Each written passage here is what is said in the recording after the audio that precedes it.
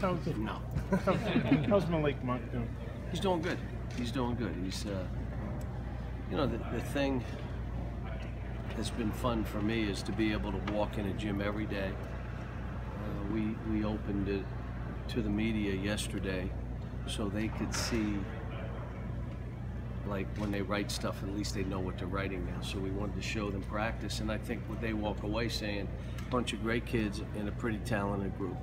So every day I walk in, I know, you know, I'm teaching a talented group of young people, Malik being one, but trying to help define their game, because most of them have never had it defined. They just, you know, do whatever they want. And then they're great kids. They're sharing. You know, my thing with Malik is you must respect each shot, because you're probably going to be like Jamal and take the most shots on our team. So you must respect that and let the other guys know on this team you respect it. So shot selection and those things, he's learning and getting better. Cal, you said last week that Isaac Humphries has a new attitude kind of on and off the court. What can we expect from him in year number 2 under you? It's kind of just the way he plays it in that.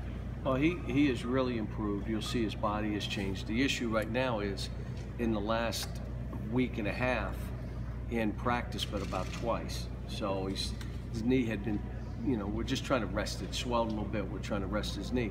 My guess is that he and Bam, or playing together, or with, you know, one or the other, will probably be what we do.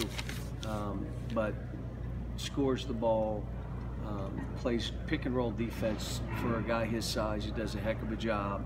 He's working real hard. Like I said, his knee he's been resting about the last. I'm thinking he'll either practice tomorrow or be playing on Friday, and then we get going. Are you worried at all about the knee with him, or is that no? Just... How good is Isaiah as a competitor and the intangible grittiness that he can?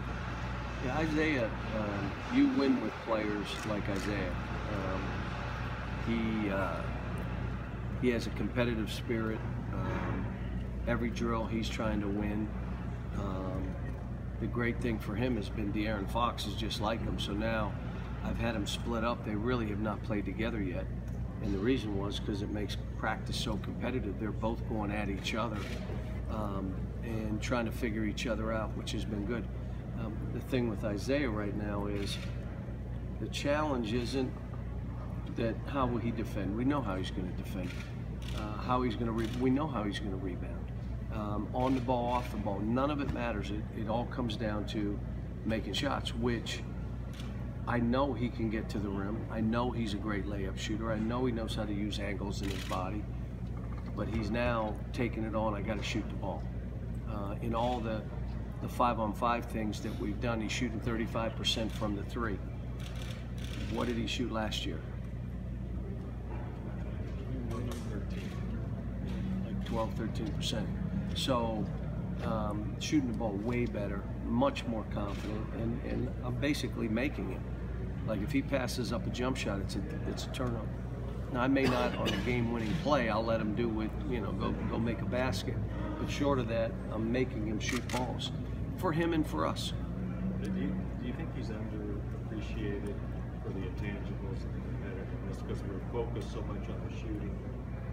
No, I don't think so. I think, you know, when people watch him, you know, maybe a casual fan, maybe a writer may not get it, but I think that people that know basketball are going to look at him and say, you know what, wow.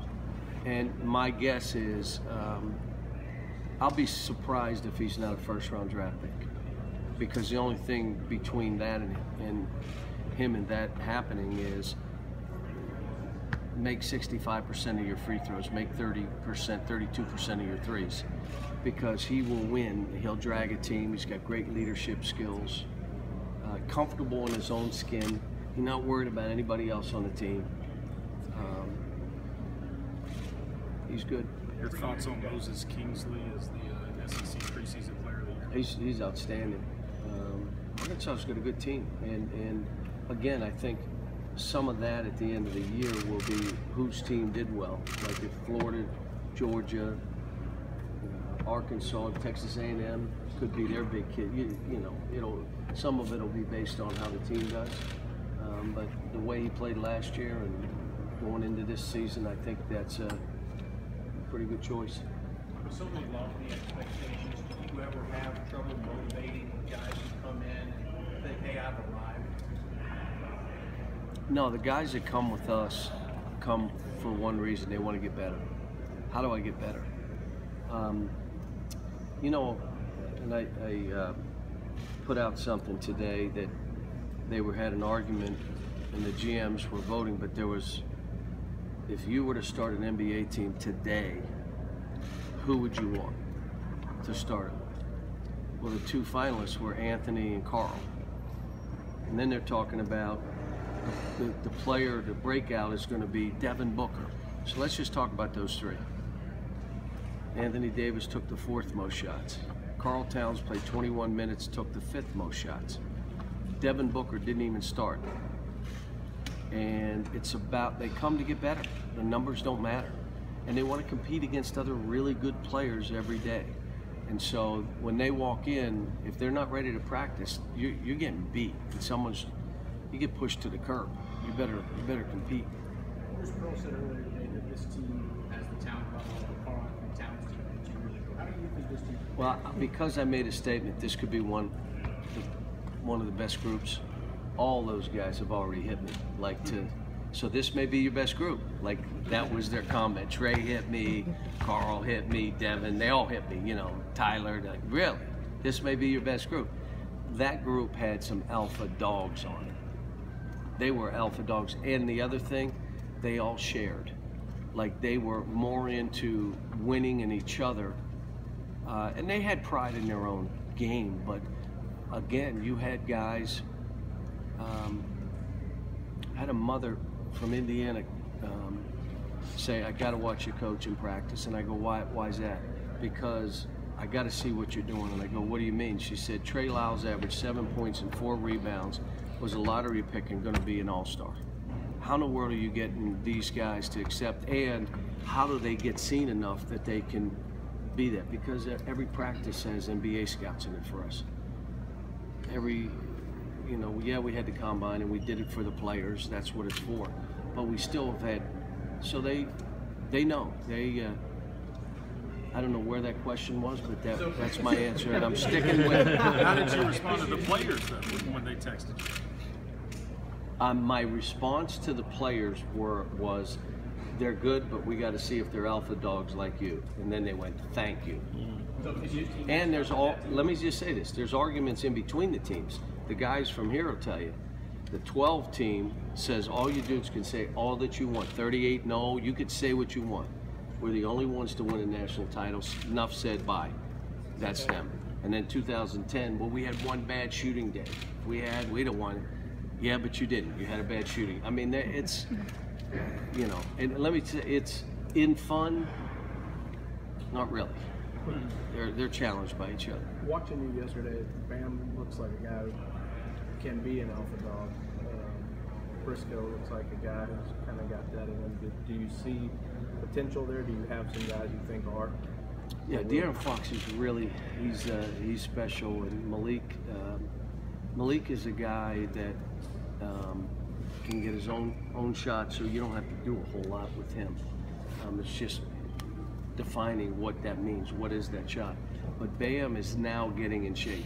Like that ankle kept him out for how long? You know, it was almost 2 months, high ankle. But he's now, I just got the GPS reports. The hardest worker we had was Wenyon, and then it was Isaac. So Briscoe, the last 2 weeks, it's been Briscoe and Wenyon. And Bam has stepped up because he was mad that Isaac was working harder. So, I mean, it's, you know, we're trying to get them to understand we're watching, we're challenging, we're just trying to get every player we have be the best version of you. You don't need to worry. That just what is the best version of you look like? Let's get to that. What sets this freshman class apart from other freshman classes you've had? It's really too early to tell you. I mean, it's a talented group, though, and they're great kids. But John Wall and DeMarcus and Eric Bledsoe and then even Terrence and Brandon and Ennis and then Anthony and Michael and Mark and then there's been some guys. So the problem is they don't stay long. So it's kind of like you. But this. Let me tell you, they're having fun every day they go in there. They're learning to hold on to the rope. I'm not having to be mean. If I have to be mean, I'm not going to be mean and be a bully just to do that. If I have to, I'm right there ready. But if they're trying and they're playing hard, Now what I've had to do is, before practice starts, I got to show them my watch, and then they walk over because I put my watch on the table because I time everything we do, and I ask them what time is it, and then when practice ends, I ask them what's the watch say, and they tell me, because they think you're in practice for 4 hours when you're in there 2:15, because the minute they shake in their room, practice started. Wait a minute, you haven't walked across the street yet. You haven't been stretched, you haven't put your shoes on. You're getting in the tub and you're getting taped, that's prep. So they're typical of the guys I have, because we don't stop. We just practice 2 hours and 15 minutes, that's it. And I was hearing, we're 3.5 hours. What? What are you talking about? At Media Day, all of your guys were raving about how surprised they were about Winging's motor. Did that surprise you as well, and how's that going to show up on the field? Yeah, he was trying to shoot too many threes, and I finally said, that's it. Don't you shoot. You want to shoot threes, come in the gym at night. I don't want to see another three. And now he's shooting 15, 16 footers, and he's making shots, and now he's so active. We just got to figure out where and how, because he's not really a 4, and he's not really a 3, but I'm playing him because he is as active as the players I've coached. He doesn't, like, he's really skinny, his legs, so they, if he gets tired, they kind of get, but he is a great kid, and, he's trying to, I'm probably going to have the talk with him is, you can't count on me to build you up. Like, he wants my affirmation. You know how you're coaching and you could tell someone wants your affirmation? He's just begging, that's so good. You can't be that way, especially with me, because I can do that and then watch you a little bit, and then I'm going to hit you a little bit. Then you're counting on me to either build, someone else can take you out, you can't. So he's going to have to learn that as a young player, but I'll tell you, he has a great motor, a really good motor. You said the 2015 team shared the ball, they were unselfish. Is this squad have that same unselfish? I would say when you watch them, and again, I haven't put the 3 guards together yet, and they will be together. So I've got to put those 3 together with a couple guys, and then I got to try some lineups with the bigger group, which would be 6'10", 7 foot on the front line. How does that team play with a couple guards? We got all kind of stuff we got to figure out. But I will tell you, they're trying to create for each other. For this early, like I said, we have no out-of-bounds plays. We've got an inter-squad scrimmage where the official cannot give us the ball on the baseline. We don't have any plays yet, so you got to give it to us on the side. Why are they taking it on the side? Because we don't have any. If someone played a zone, we punt. I mean, we don't have. I mean, but we got to see what these guys can do, and then help define them. And then figure out how do we play. And we're just, the guys, I have a couple things in, but and I'll be honest, I may not like them. Like, we'll run them for a while, and I'm looking and saying that's not good for this team, so we won't do it. Touching on guard play, sometimes it can be tough for freshmen to adapt to the point guard position. Well, what have you seen from De'Aaron, kind of intangible-wise and leadership-wise in that regard? His what I try to teach all these kids: how fast can you move your feet, and then how slow can your mind move. A lot of times a guy's feet will move like this and his mind's like that, and balls are flying, and you have to be able to run really fast and see the things develop slow. Malik, when his feet go, his mind's moving. De'Aaron, his feet go and his mind is already moving slow. So doesn't always make the right play, but now my challenge, everybody said that, wow, he's as fast as John Wall. Stop. And I was with John Wall at the game at halftime. I said, will you please run real fast one time so these guys, I don't want to hear this. And he says, like he told me, like, they want to compare him to me. See, John Wall used his speed as a weapon. And it was his number one weapon. Just a weapon. It was the weapon that he used to beat you.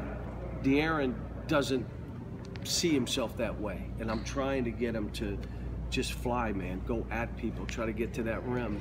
And then, if it's not there, let's play.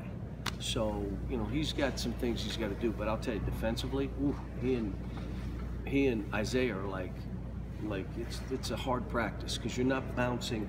He's used to bouncing and no one's playing him, where Isaiah's up in him. So he'll tip it away, and I love it. That's your casual play. You're so used to playing casual. The other guy's not as good as you. Well, this dude's trying to take your lunch money, and it's great. And that's why I haven't put them together. Hey guys, Isaiah Briscoe and Isaac Humphries behind it. Dominic talked about how the one thing that surprised him for us was the way they played defense. Are they ahead of the curve? They're doing stuff, I don't even think they know what they're doing, but they're doing stuff right. Like you watch and say, wait a minute, I watched you all, again, I'll bring up Malik Monk. I never saw him play any defense in high school. I mean, and now all of a sudden this kid's become our best off-ball defender. Like he's guarding like 3 guys. It's incredible. And his mother and brother were at a practice and said, we never seen him play this way. So you have that happening. Like I stopped Bam yesterday. Why did you do that? What do you think he said? I don't know. Do you know you did right? Well, I thought that's what was right. But that's the kind of stuff you go through with young kids. So, but Wenyon's length, Sasha's length, Bam is a beast. The 2 guards go, and then the one kid we got to play zone with. My son. There's been a bunch of talk today about how does this league get beyond the idea that it's Kentucky and everybody else. So, and that's more of a perception than reality. One, we got outstanding coaches, and many of these guys are like dear friends. I mean, the great thing about this league is that we'll call each other. Something happens, we're laughing. It's a coach. We're competing. We're trying to beat each other. But the majority of the guys, they're talking to one another. They know this isn't personal. We're all trying to do our jobs and win. I think the level of coaching in this league, the level of coaching in this league, you may have leagues with more veteran coaches than we have, but the level of coaching is outstanding. And part of it is we got to get a little breakthrough in recruiting. And the greatest thing about basketball, you don't need the cavalry.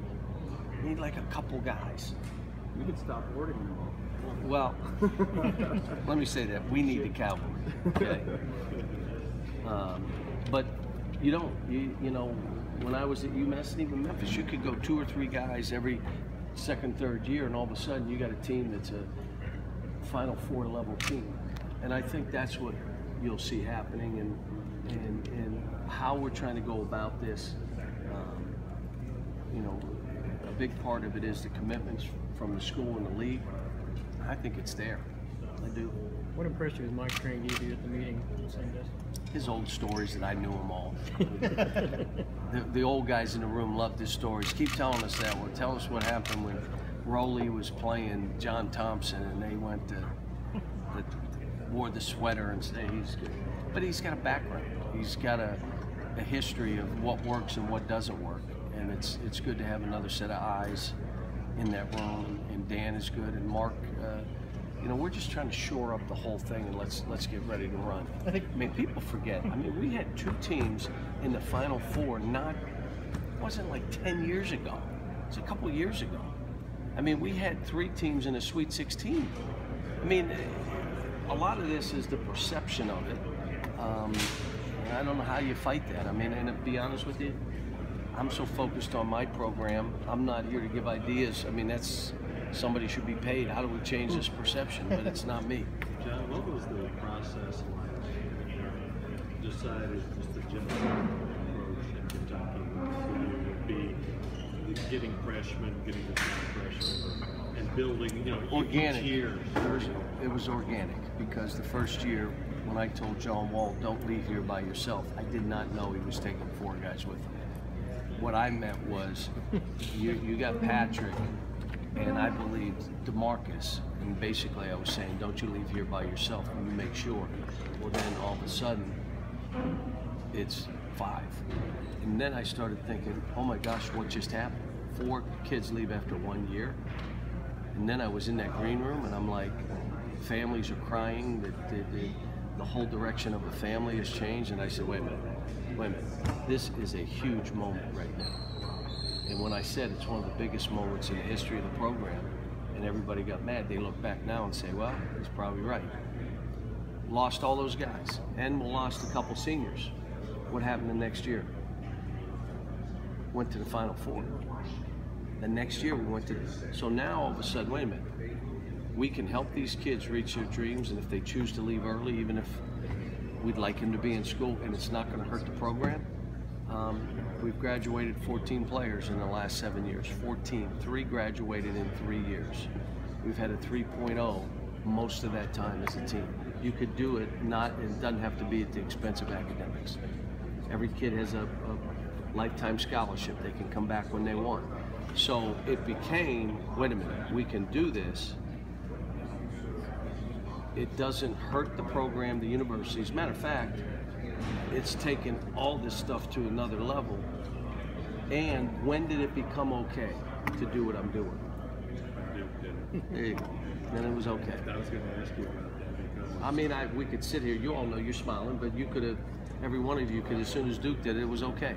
That's fine for me, because here's what they proved. Even Duke, North Carolina, Kansas, anything, you can be about these kids and it'd be okay, and it's not going to hurt you as a coach, it's not going to hurt your program, and so I was happy it happened. You were out there by yourself for a while, taking a lot of hits. Yeah, but you seem you're not afraid to be out there. Because I've been fired already. I've already been fired. What are they going to do? But understand this. What if we hadn't won the 2012 national title and I was doing this? He doesn't care about the program.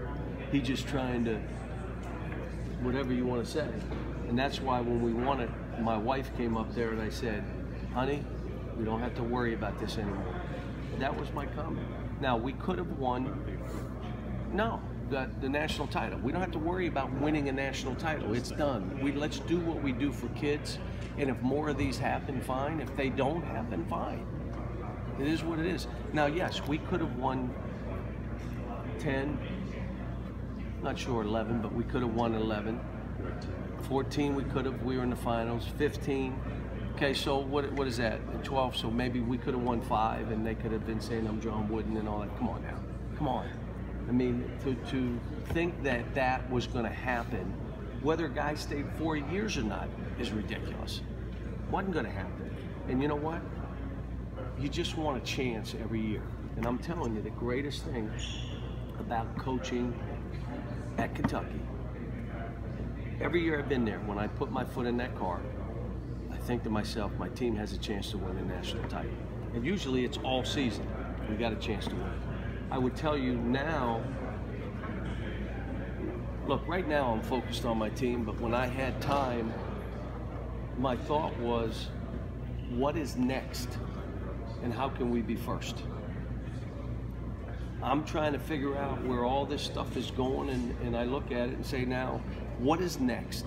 and how do we become first, and let everybody keep chasing. And that's my approach. I do. I mean, it's what else can I do?